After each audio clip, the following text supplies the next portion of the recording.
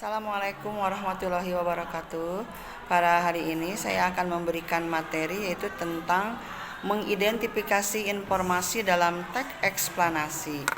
Marilah kita bedah ada apa saja di dalam teks eksplanasi. Pernahkah kamu mendengar atau membaca informasi mengenai fenomena atau peristiwa yang terjadi di lingkunganmu? Fenomena atau peristiwa tersebut seperti hujan deras, gempa bumi, angin puting beliung, dan yang lainnya. Selain itu, kita sering pula mendengar peristiwa-peristiwa yang terkait dengan masalah-masalah sosial dan budaya.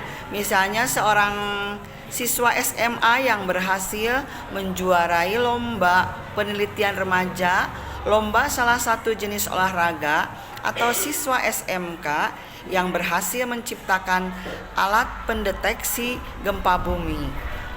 Mungkin juga kamu membaca peristiwa politik dan ekonomi, misalnya tentang pemilihan kepala daerah yang dilakukan secara serentak, tentang investasi asing, dan mulai merambah ke daerah-daerah. Informasi tentang peristiwa atau fenomena tersebut disajikan dalam jenis teks eksplanasi. Marilah kita bahas memahami informasi dalam teks eksplanasi, yaitu teks eksplanasi dapat disamakan dengan teks yang menceritakan prosedur atau proses terjadinya fenomena. Dengan teks tersebut, pembaca dapat memperoleh pemahaman mengenai latar belakang terjadinya fenomena secara jelas dan logis. Teks eksplanasi menggunakan banyak fakta dan pernyataan-pernyataan yang memiliki hubungan sebab akibat atau kausalitas. Namun, sebab-sebab ataupun akibat itu berupa sekumpulan fakta menurut penulisnya. Ya, contohnya di sini ada ya yang sudah ada di buku SMA untuk kelas 11.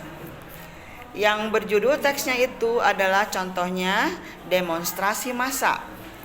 Di sini akhir-akhir ini demonstrasi kerap terjadi hampir setiap waktu dan terjadi di berbagai tempat.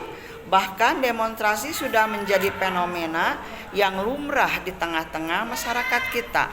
Menanggapi fenomena tersebut, seorang kepala daerah menyatakan bahwa penyebab-penyebab demonstrasi dan anarkisme tidak lain adalah faktor laparnya masyarakat. Lantas ia mencontohkan rakyat Malaysia dan Brunei yang adem ayem. Lantaran kesejahteraan mereka terpenuhi, maka demonstrasi di negara-negara itu jarang terjadi.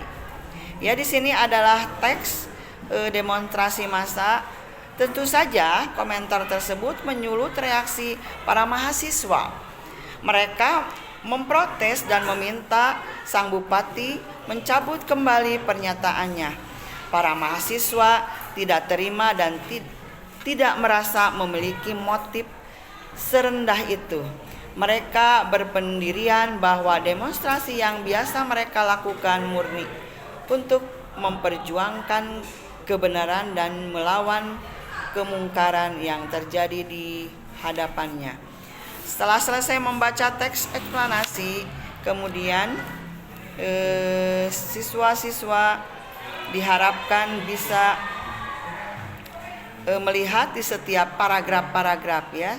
Di sini ada contoh kalimat kondisi sosial ekonomi warga negaranya sangat jauh terbelakang, meskipun menjadi pemandangan umum hampir melanda di seluruh pelosok negeri.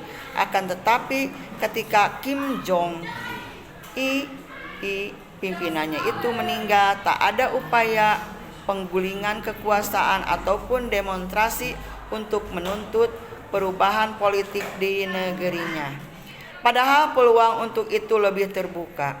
Justru yang terjadi kemudian hampir seluruh warganya menunduk khidmat, mengantar jenazah pimpinannya ke liang lahat. Keterangannya fakta. Sekian dari saya pembelajaran hari ini.